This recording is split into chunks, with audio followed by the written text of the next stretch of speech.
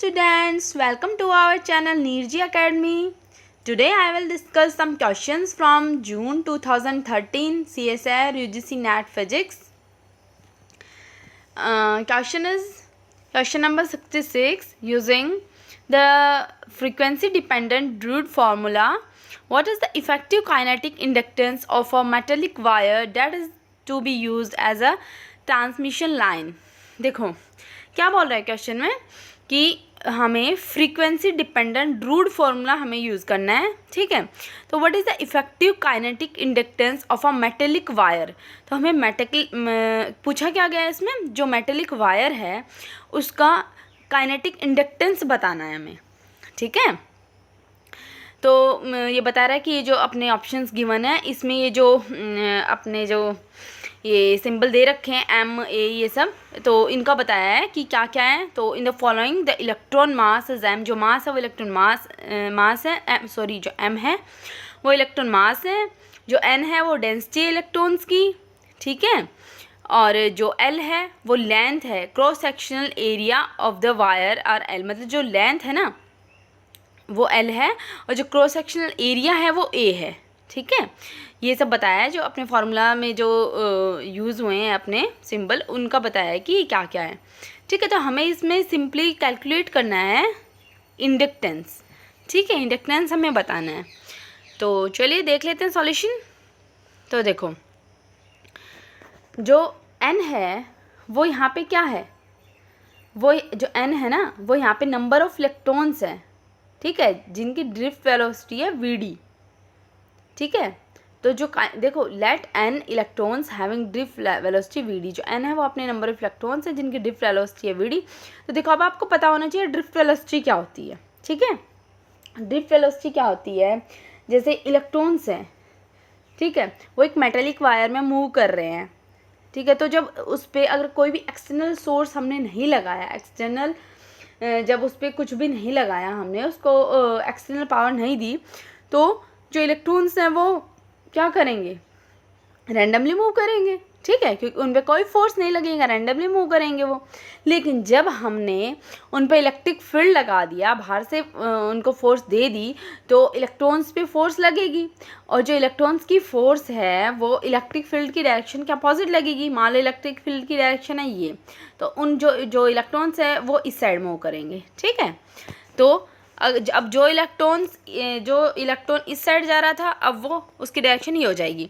तो क्या होता है जब हम एक्सटर्नल सोर्स उसको प्रोवाइड करते हैं तो जो इलेक्ट्रॉन्स हैं वो एक पर्टिकुलर डायरेक्शन में ड्रिफ्ट करने लगते हैं, ठीक है, उनकी पर्टिकुलर डायरेक्शन में वो ड्रिफ्ट करने लगते हैं, तो उसी को बोलते हैं हम ड्रिफ्ट वेलोसिटी, ठीक है। तो काइनेटिक एनर्जी हमें पता है, काइनेटिक एनर्जी है वो क्या होती है हाफ एम वी स्क्वायर, लेकिन अब एक इलेक्ट्रॉन की क्या होती है half m v square, n number of electrons है तो n into half m we D square. Energy due to inductance of the wire, देखो ये फॉर्मूला है energy due to inductance of the wire, ये आपको याद रखना पड़ेगा। जो वायर की इंडक्टेंस होती है उसके कारण जो एनर्जी होती है वो होती है हाफ एल आई स्क्वायर। इसको आप नोट कर लेना अपनी फॉर्मूला नोटबुक में, ठीक है।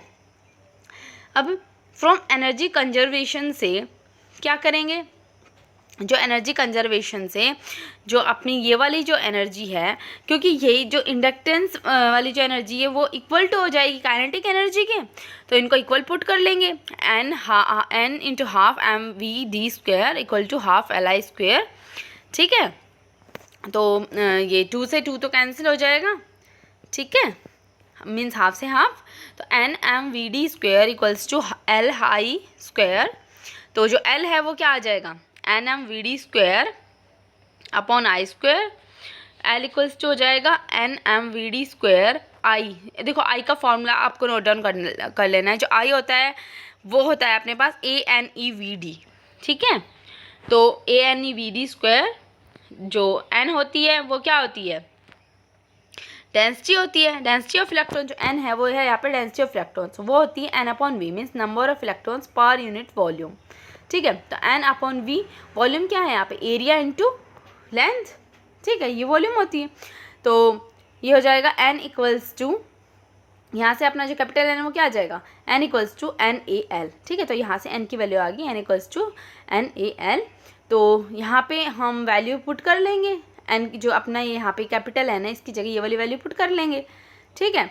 तो एल जो है वो अपना आ जाएगा NaL into mvd² a² n² e² vd², ठीक है, ये आ जाएगा। फिर यहाँ से n से n एक n कैंसिल हो जाएगा, a से एक a कैंसिल, vd² से vd² कैंसिल, ठीक है। तो अपना बच जाएगा ml ane², तो यही है अपना इंडक्टेंस, ठीक है, ml/ane²। तो देख लेते हैं कौन सा ऑप्शन करेक्ट है। ml/ane², option C is correct, ठीक है। तो चलिए अभी नेक्स्ट क्वेश्चन देख लेते हैं। तो क्वेश्चन है अपने पास ये question number 67, the phonon dispersion, और ये वाले जो क्वेश्चन मैं करा रही हूँ ये अपने CMP सॉलिड स्टेट फिजिक्स से पूछे गए हैं, ठीक है, कंडेंस्ड मैटर फिजिक्स से, ठीक है। तो ये question number 67, the phonon dispersion for the following one dimensional diatomic lattice with masses m1 and m2 as shown in the figure. ये बोल रहे हैं हम अपने पास यहाँ पे फोनॉन डिस्पर्जन दे दिया वन डायमेंशनल लैटिस के लिए जिसके मास हैं m1 एंड m2, ठीक है, उसके लिए अपने पास फोनॉन डिस्पर्जन गिवन है, ठीक है। और ये तो बताया ये है यहाँ पे, मतलब ये स्प्रिंग है, इस मतलब ये क्या है, जुड़े हुए हैं, तो ये m1 m2 ये मास है, तो इसमें फिगर में बताया गया है। उसका जो फोनॉन डिस्पर्जन है वो ये है, ठीक है। तो where a is the lattice parameter है, ठीक है, लैटिस कांस्टेंट है, के जो है वो यहाँ पे स्प्रिंग कांस्टेंट है। तो हमें साउंड की वेलोसिटी फाइंड आउट करनी है यहाँ पे, ठीक है। ये कुछ ऑप्शन गिवन है, तो चलो सॉल्यूशन देख लेते हैं। तो जो फोनॉन डिस्पर्जन होता है 1D डायएटॉमिक लैटिस के लिए वो यहाँ पे दिया हुआ है, ठीक है, फोनॉन डिस्पर्जन दे रखा है यहाँ पे। तो जहाँ पे जो QA है वो very very less than pi है, ठीक है, जो QA जो अपना एंगल है ना ये very very less than pi है। और जब एंगल बहुत छोटा होता है तो हम साइन थीटा को ओनली थीटा लिख सकते हैं, ठीक है। तो साइन QA/2 था थीटा, तो इसको ओनली QA/2 लिख सकते हैं। तो फिर क्या, तो इसमें तो इसका करते हैं सॉल्व। तो ω² Q equals to K into 1/m1 plus m2 into 1 plus minus √1 - 4m1 m2 upon m1 plus m2 का होल स्क्वेयर। और ये इसको सिर्फ एंगल की फॉर्म में लिखना है, तो QA/2 और इसका होल स्क्वेयर, क्योंकि साइन स्क्वेयर था, ठीक है। अब ω² Q equals to K into m1 plus m2 sorry 1/m1 plus 1/m2 into 1 plus minus √1 - 4, यहाँ से 4 और ये 4 कैंसिल, क्योंकि इसका स्क्वायर कर दिया तो 4 आ गया यहाँ पे, तो 4 से 4 कैंसिल, Q² A² अपॉन अब m1 प्लस m2 का होल स्क्वायर। तो अभी ω² Q equals to K 1/m1 plus 1/m2 1 plus minus 1 minus m1 m2 Q² A² upon m1 plus m2 का होल स्क्वायर की पावर 1/2, यहाँ पे रूट था तो उसकी पावर मीन्स 1/2, ठीक है। तो अब यहाँ पे हम बाइनोमियल एक्सपेंशन का यूज़ करेंगे, ठीक है। तो बाइनोमियल एक्सपेंशन क्या होता है, 1 माइनस, अगर अपने पास 1 माइनस x⁻n हो तो उसको हम 1 माइनस nx लिख सकते हैं, ये होती है, ठीक है। तो इसको भी आप नोट डाउन कर लेना अगर याद नहीं है तो। फिर वही सॉल्व करते हैं अपना। तो क्या था, ω² Q equals to K into 1/m1 plus 1/m2 1 plus minus 1 minus, तो देखो अपने पास यही था ना 1 प्लस माइनस, तो ये 1 माइनस x⁻n यही होता है ना। तो ये जो x देखो ये वाला जो है ना 1 माइनस x⁻n, ये तो 1 जो है ये तो रूट से बाहर आ जाए तो सिर्फ 1 बचेगा, तो ये सिर्फ इसी की पावर बचेगी ना 1 माइनस इसकी पावर n, तो पावर का आगे ले जाएंगे और ये लिख लेंगे। तो देखो तो ये वही हमने किया 1 plus minus 1 minus 1/2 m1 m2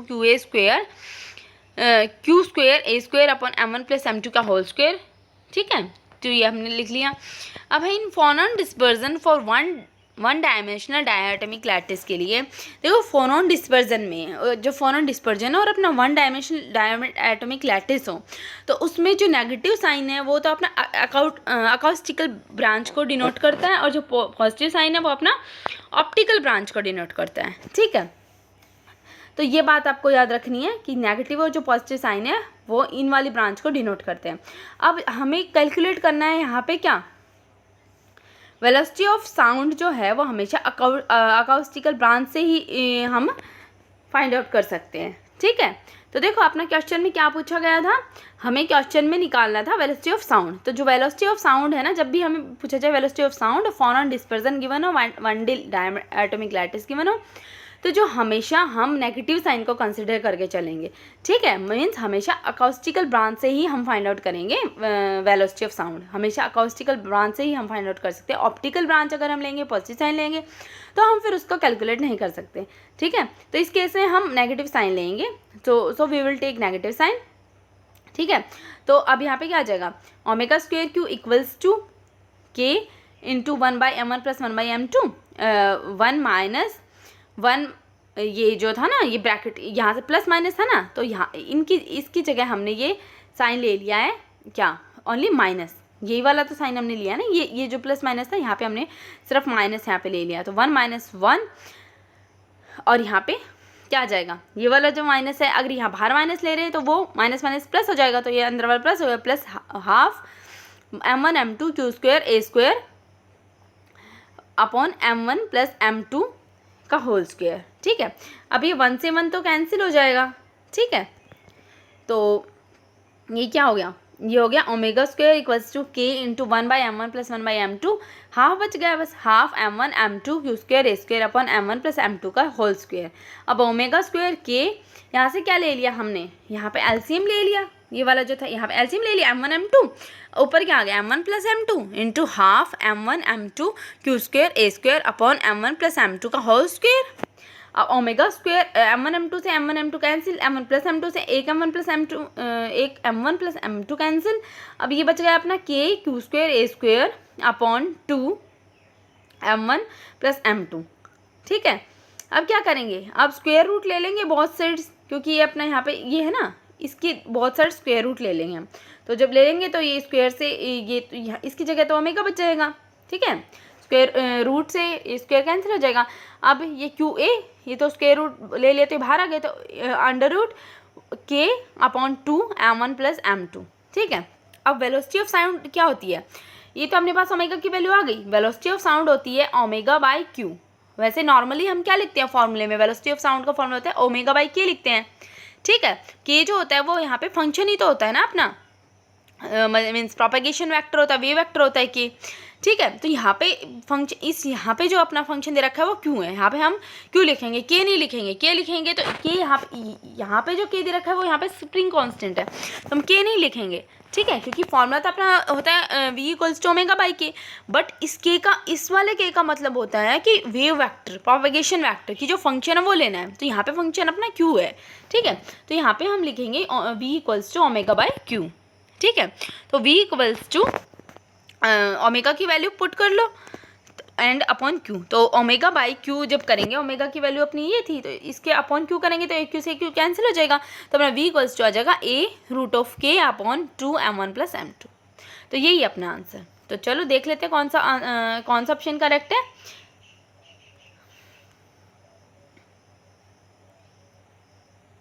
तो ये है ऑप्शन बी इज करेक्ट।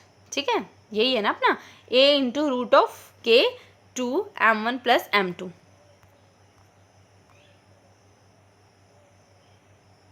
हाँ, तो ऑप्शन बी इज करेक्ट। ठीक है, तो चलो नेक्स्ट क्वेश्चन देख लेते हैं। तो क्वेश्चन है अपना 71, ये भी CMP से ही है, कंडेंस्ड मैटर फिजिक्स से। तो क्या है क्वेश्चन में, the electron dispersion relation for a one dimensional metal is given by, जो अपने पास यहाँ पे इलेक्ट्रॉन डिस्पर्जन रिलेशन गिवन है। ठीक है, फिर के इज द मोमेंटम, यहाँ पे जो के है वो मोमेंटम है, ए लैटिस कांस्टेंट है, एप्सिलॉन नॉट जो है वो कांस्टेंट है जिसके डायमेंशन है having dimensions of energy, and k जो है वो less than equal to pi है। If the average number of electrons per atom in the conduction band is 1/3, अब यहाँ पे average number of electrons per atom दे दी है 1/3, then the Fermi energy is, तो हमें फर्मी एनर्जी कैलकुलेट करनी है। ठीक है, ये अपनी डिस्पर्जन रिलेशन गिवन है। तो देखो सॉल्व करते हैं क्वेश्चन। तो देखो फर्मी एनर्जी का जो फॉर्मूला होता है वो होता है h कट ओमेगा। ठीक है, जो एच कट ओमेगा होता है ये आप नोट डाउन कर लेना, फर्मी एनर्जी होती है एच कट ओमेगा के इक्वल, ठीक है। जो electron dispersion relation for 1d metal is given by, यहाँ पे जो देखो जो इलेक्ट्रॉन डिस्पर्जन रिलेशन है यहाँ पे अपनी गिवन है 2 एप्सिलॉन नॉट, ये वाली साइन स्क्वायर के बाई 2e, ठीक है। अब फॉर 1d वन डायमेंशनल के लिए जो k होता है वो होता है n पाई बाई 2l, ठीक है, इक्वल्स टू 1 बाई, अब n क्या है यहाँ पे देखो, वन डायमेंशनल के लिए जो अपना k होता है वो होता है n पाई बाई 2l, ठीक है।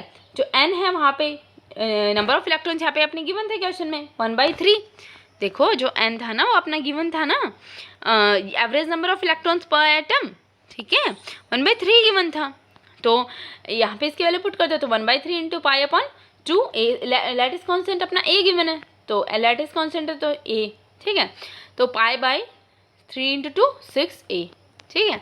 तो Fermi energy H cut into omega, अब ओमेगा ये जो डिस्पर्जन रिलेशन है ये ओमेगा ही तो है, ठीक है, ओमेगा की मतलब ई के इक्वल्स टू ये है तो इसको ओमेगा ही, ये ओमेगा ही तो होता है ना डिस्पर्जन रिलेशन, तो एच कट ओमेगा की जगह हम ये वाली लिख सकते हैं, तो 2 एप्सिलॉन नॉट के square A square 2 epsilon not, अब साइन स्क्वायर के अपॉन 2, जो के अब ये जो एंगल है के बाई 2 ये बहुत स्मॉल है, तो अब साइन स्क्वायर थीटा, जो साइन थीटा होता है उसका हम ओनली थीटा लिख सकते हैं जब एंगल स्मॉल होता है, तो के अपॉन 2 लिखेंगे, और साइन स्क्वायर है तो के स्क्वायर ए स्क्वायर अपॉन 4 माइनस 1/6, इसमें भी सेम वैसे ही के स्क्वायर ए स्क्वायर, ठीक है।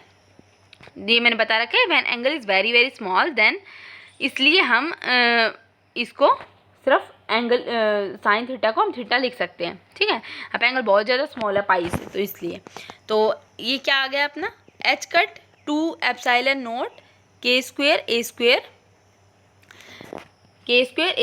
1/4 माइनस 1/6, ये के स्क्वायर ए स्क्वायर जो थे कॉमन ले लिया, ठीक है।